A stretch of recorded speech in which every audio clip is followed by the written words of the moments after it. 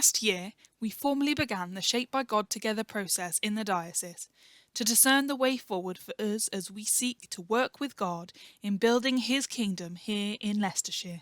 You may have already joined in and taken part in one of the conversations we've had about ministry, buildings and finance. Perhaps you sent in a story about your faith experiences of lockdown.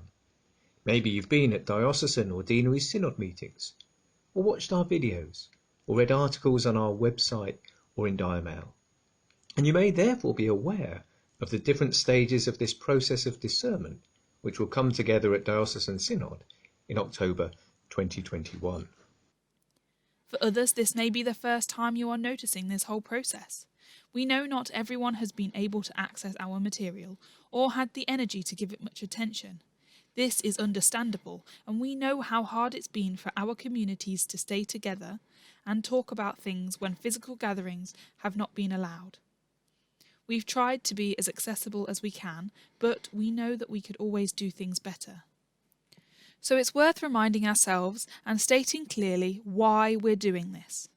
It's so easy to get caught up in detail of the process, and we forget why it's important. We are undergoing this process because we've known for some time, both nationally in the Church of England and in our diocese, that our ways of doing and supporting mission and ministry, our use of our buildings and our financial models are no longer suited if we want to be a missional church which seeks to share the love of God in word and deed through presence and proclamation. In recent years, we have seen many glimpses of God's glory and have known great joys. We know that all of the Christian communities across our diocese have worked hard to share God's love faithfully. We've had much to celebrate, and we've also known sorrows, stress, and anxiety. Here's the thing. The world is changing, and church needs to change too. This was true before COVID, but the current pandemic has brought things into even sharper focus. Prior to the outbreak, Bishops' Council had started talking about a process to develop a framework to reshape the diocese by 2026. But the implications of the pandemic have meant that the process has needed to be accelerated. Put simply, if we are to be true to our vision of the kingdom of God, and our desire to equip every church or fresh expression, worshipping community and Christian to live out their everyday faith, our inherited models and frameworks for doing and being church will have to change.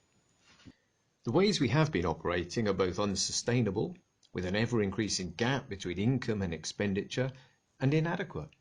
Reaching the 93% of people in Britain who don't have regular meaningful contact with church or with a Christian community will require newer ventures in imagination and innovation.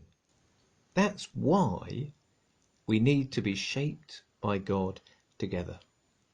To be shaped and to reshape the diocese so that we can more effectively witness, worship and engage in acts of loving service. A diocese in which every member is equipped in discipleship and released for ministry.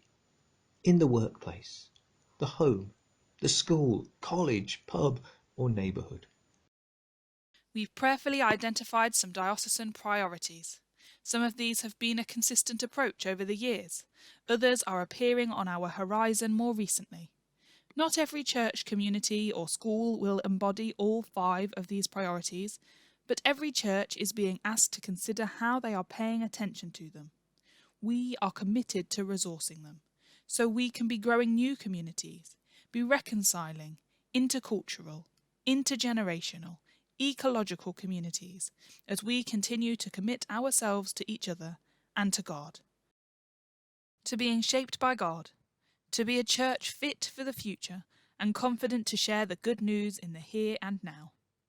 To do this, we need to hear your voice, understand the perspectives of all our many communities, and listen to God as He leads us to be shaped by Him together.